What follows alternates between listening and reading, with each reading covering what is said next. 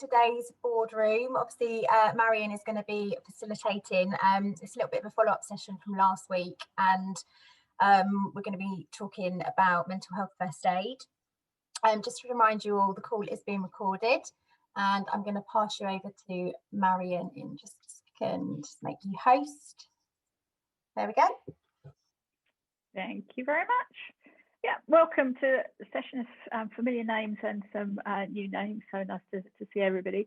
How many of you were there last week? Because it's sort of a follow-up, but then slightly different topic. Brilliant. So, you know, lots of really useful information shared by the team last week. So hopefully that gave you some more practical ideas, as well as sort of the risks and the do's and the don'ts.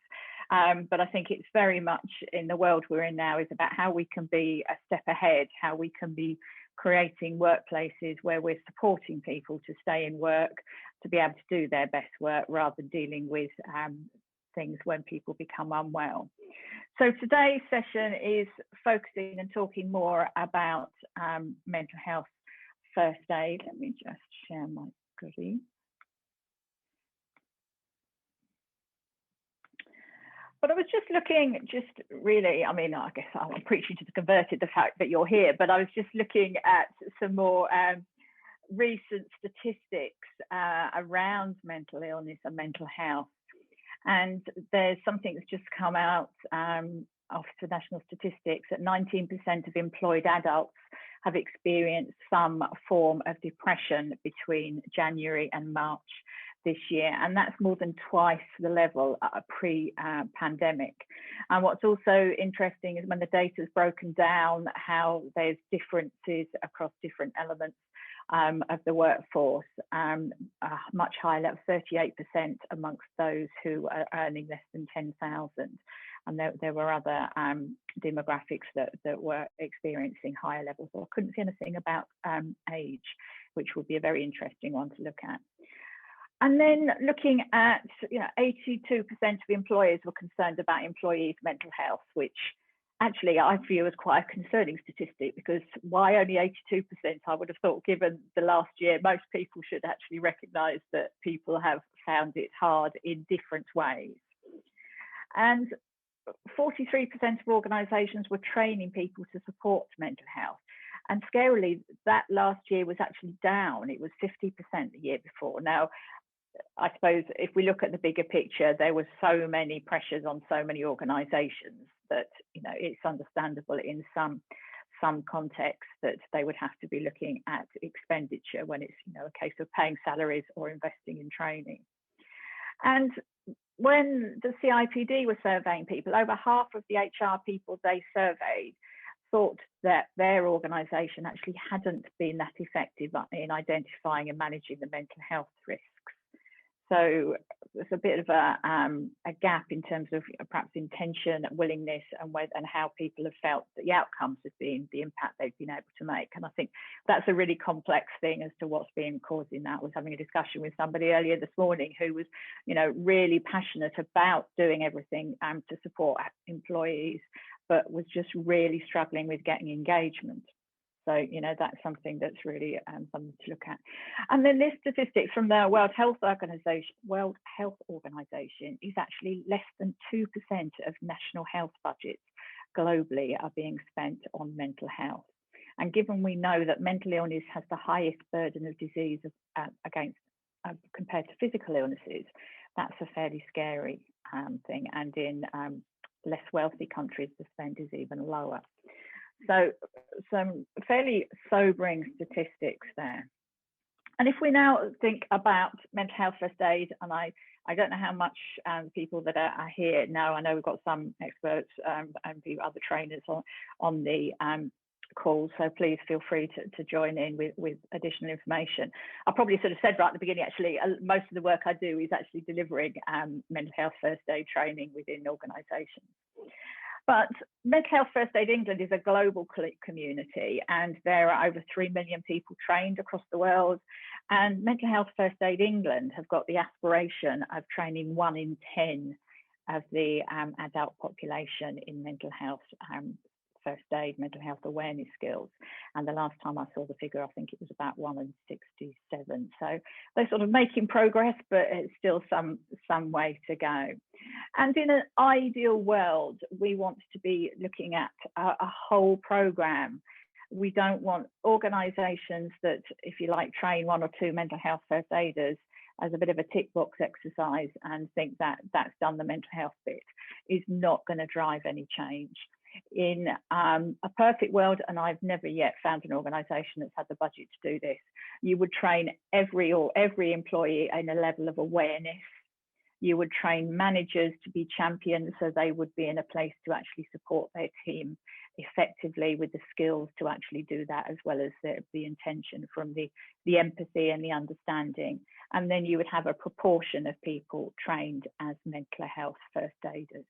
So, because it is absolutely pointless having really enthusiastic, passionate mental health first aiders if there is still a lack of awareness and a huge stigma associated with mental illness, because people won't feel able to engage and talk when they're not feeling well. So it has to be part of a whole process. If you actually want to consider a simplistic term as to what mental health first aid is, it's actually pretty much the same as physical first aid, but relating to mental health. So we talk about the 4 Ps, which if any of you are physical first aiders, you will be familiar with them. And that's about preserving life, providing help, promoting recovery, and providing comfort. So that's the key element of it. But when we are training people, we talk about there being 2 elements to it, because it's not just about the actual first aid at the point of need. It is about being ambassadors for driving change, about how we can be raising awareness, how we can be reducing stigma. And that to me is just as important as actually doing the first aid when it's required. The main thing that people really gain from the training and can actually find quite difficult as a change of mindset is recognizing mental health first aid is about non-judgmental listening. It's not about advising, it's not about diagnosing, it's about signposting people to the appropriate professional help and support. So a lot of times people struggle to take off the wanting to make it better, wanting to manage, wanting to advise role.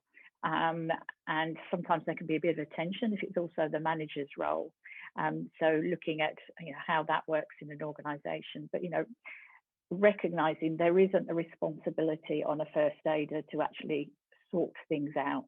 In the same way as with a physical first aider, if somebody falls over and has an accident, they're there at the point of need until it's moved on to professional medical support, and that's largely the role of a mental health first aider. And what I would like us to take time to think about today is actually, the good practice around implementation and what it means, what things you want to think about. And I'm hoping we've got a mix of people in the room, so everybody will benefit in different ways. So sharing experience, if you have implemented it, what's worked well, what might not have worked so well. And if you haven't yet done it, but you're thinking about it, actually an opportunity to think through. And it's not, as I say, there's far more to it than just the training a few people and saying, right, putting their names on the intranet.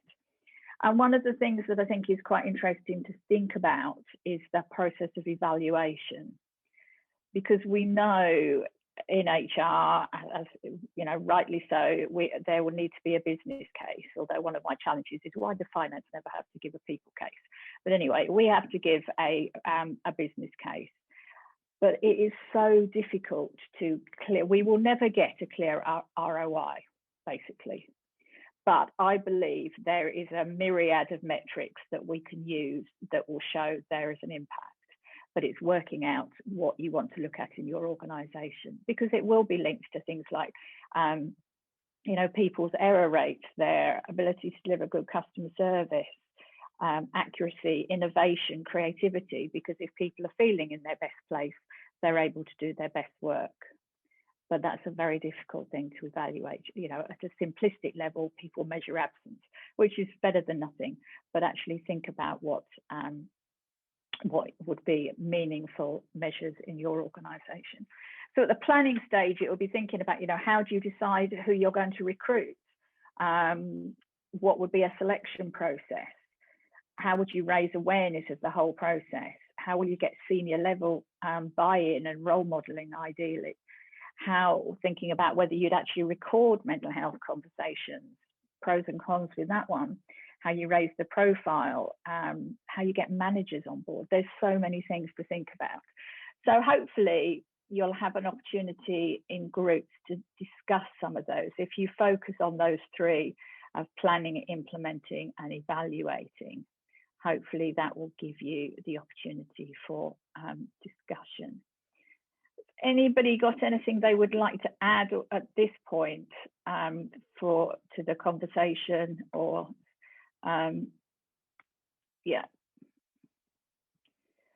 creating an open, transparent and supportive culture, do you really need to see the numbers?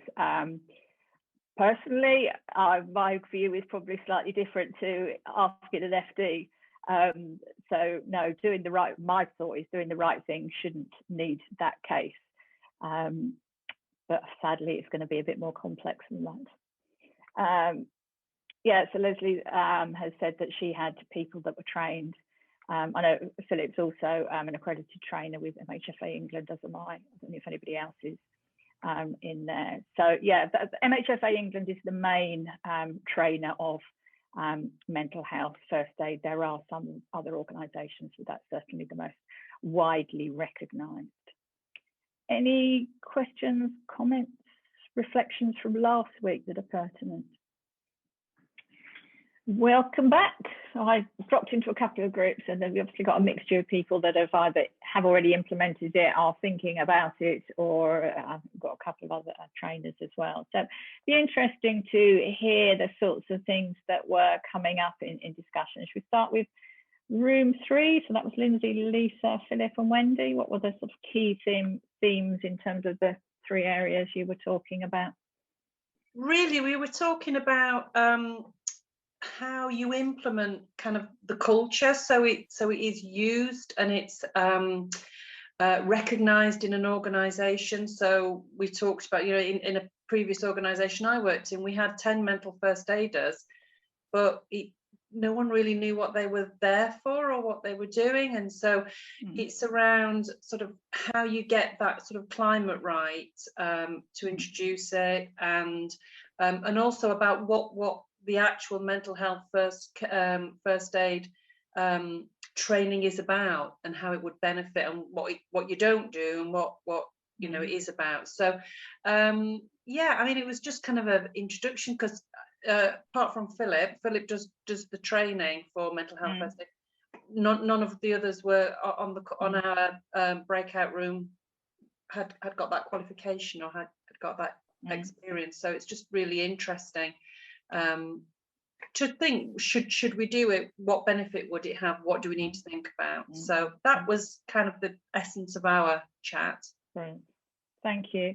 And I think, you know, the key things you're putting out there is actually recognising it's so much about not just training the mental health first aiders. It is so much about the culture. It's about how you create that environment where people feel able to talk, they genuinely feel safe to talk, but actually also they've got an awareness at the individual level, so they recognise it in themselves. Because actually people may, if there's no awareness, people may not recognise, you know, the experience the symptoms they're experiencing is their view of the world. They don't know that other people may not feel permanently anxious or low mood. So a lot of the education and the awareness piece is about getting that information out there. You know, we talk a lot about the well-being side, which is fine. You know, that, to me, there is it's a whole continuum, if you like. If you get in right at the beginning with your culture, of which well-being is part of it, it's only part, because if you think everything that happens at work impacts your well-being, so it's about job design, culture, leadership style, as well as the more traditional sort of well-being events. But then if we don't have those in front, you get increased stress levels, which leads to anxiety and increased levels of depression. So it is so much about getting in right at the beginning in the culture and the awareness, which isn't quick, it takes a while. Thank you. So group 2, that was Claire, Elaine, Julie and Leslie.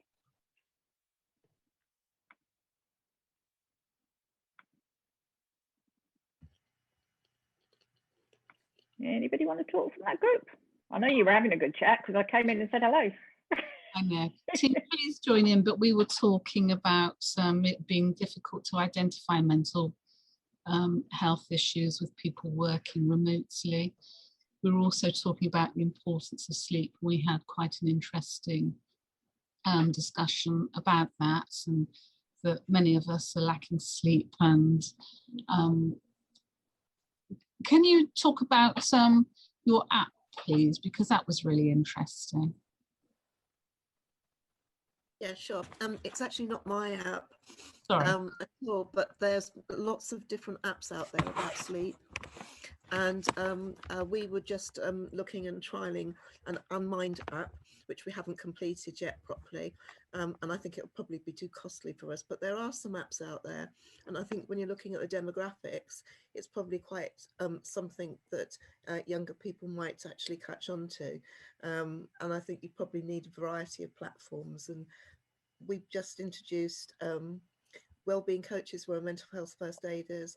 And I'm really happy to chat to anyone about, how they might want to go about it. Mine's slightly easier route because people were wanting it because that's what they were saying from the engagement surveys. So, but, I can pass on some of the stuff that we were doing if you'd like to get in touch with me. Thank you. And we were also saying, weren't we, that it was a cycle, really. If you couldn't sleep, then you became lower. And it had a knock-on effect to different health issues, such as perhaps overeating, perhaps in my case, drinking too much wine. But the lack of sleep and the impact it can have, and how that can have a negative spiral on mental health. There's really interesting research by Matthew Walker, and I can't remember the name of his book. I had it on my desk yesterday and I tidied up. But that he's done a lot of research that is really interesting about the impact of sleep and the impact of sleep deprivation. And, it's something that we still really know so little about. But he argues that sleep disturbance isn't a symptom of anxiety and depression. Actually, it's an outcome of a chronic lack of sleep across society. And if you haven't got time to read the book, there is a really good podcast that he did with Chris Evans called How to Well, and that sort of summarizes the key bits. So I definitely recommend looking at that. I've seen in the chat, yeah, Philip, thank you. You got there before me. There's some really good resources on the MHFA England website. There's there's various videos and things. There's also guides for implementing mental health first aid, the sorts of things you want to think about that you might have just thought about as part of it. Okay, that's good. The Gem Fish, I haven't seen that one. Thank you for that. So thank you for that group and for the offer, Leslie, to speak to people that are thinking about it. So that leaves group 1, I think. So that was, well, you can work out by default which is your group. Anybody want to talk to me from that group? Yeah, I don't mind. Thank you. There was some of the points obviously mentioned already about the importance of the culture and people having the confidence to kind of speak up and say that they're having challenges or not coping, and managers obviously being mindful of that and being able to respond in the most in an appropriate way to be supportive in that. I think it's also the other points that came through is it needs to be part of a bigger program, not just this tick box exercise that has been mentioned, but to have a strategy around well-being, to follow it up with actions, to kind of have a program and an ongoing program of support and activities. Some of the things that my organisation is doing around sort of having people's well-being blogs on the intranet, so that encourages discussion, it keeps it up there, and we run challenges and things around, you know, it may not be a physical challenge, but we've certainly done that, but you know, having teams of points for doing 10 minutes of activities of something that you enjoy doing, and you know, having a time frame for that and a winner, and you know, just lots of communication. We've got a hub of resources to support different strands of well-being, so financial, mental health, physical, environment type things, and culture. So it's having a sort of infrastructure around it, and not just, you know, one element of it, but also then being able to define what is the role of a mental health first aider, you know, being very clear on the purpose of and the use of that role in the organisation. Yes, thank you. I often hear, or like, sometimes people say that, you know, they get caught by employees for hours and, you know, they'll come back again. And I say, well, actually, you know, that shouldn't be happening, because that's not the role. You know, you're not part of the ongoing support. Yes, you might check in with people. I'm not saying you have a conversation, never talk to them again. But, you know, it's not a counsellor role. It shouldn't be part of, you know, regular conversations. And if you manage the structure of the mental health first aid, we have a 5-step action plan that we teach to people in the training. You know, it should be a purposeful conversation with outcomes. And obviously we need to listen, the non-judgmental listening, but it's not a therapeutic space. It's not about being a counsellor. So it is still a challenge, because we recognise that people take on the role of mental health first aider alongside another role, and there aren't many roles out there that aren't busy before they even start. So it does create a challenge. And listening to your point about managers, I always find it really interesting. When I do the one-day champion, one of the things I quite like to challenge people on, managers are very keen on saying, yeah, people can talk to me, my door is always open, and you know, all of that. Brilliant. Yes. Okay, so if you're feeling low, will you go and have that conversation with your manager?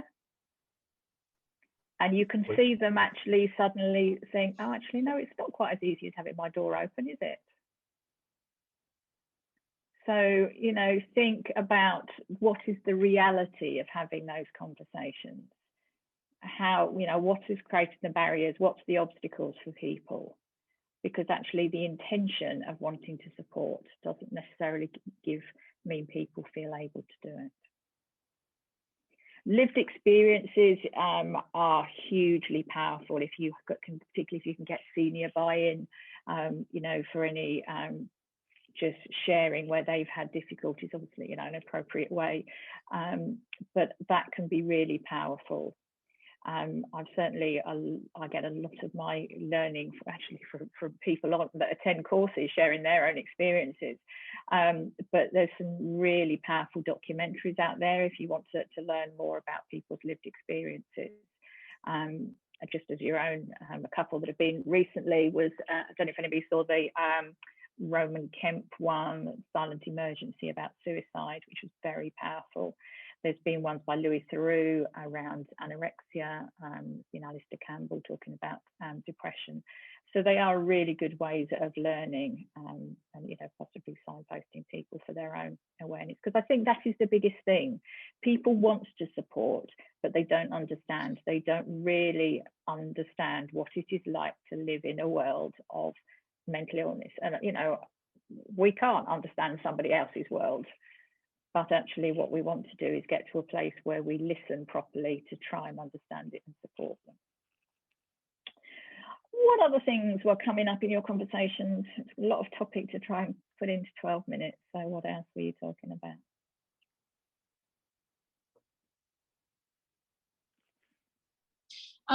COVID re-entry, really. And someone in my group mentioned PTSD after that. Yeah. Yes, coming out of things now, I saw something the other day, I think it was a survey of ICU staff, and it was anticipated that 20% of them were experiencing symptoms of PTSD, which is not surprising. The trauma of people have had to face consistently for the last year. And with anxiety, there's a lot of celebration about being able to get out and see people and do things again. But for a lot of people, that's become a frightening world. And there's a lot of anxiety in coming out of the lockdown restrictions. If you go take a step back and understand, look at the elements of well-being, that need for connection with people is one of the key elements of any well-being model you look at. And if you take away the fact that people have had such limited, or take the fact that people have had such limited connections with people in the last year, it is bound to have had an impact on everybody's well-being. So, it's just the fact that we are moving into whatever the next phase of our world of work is like, is just going to bring different challenges. It's not removing them. Can I just ask the group generally, do you find that employees are more concerned about working from home more, or from coming back into the workplace more?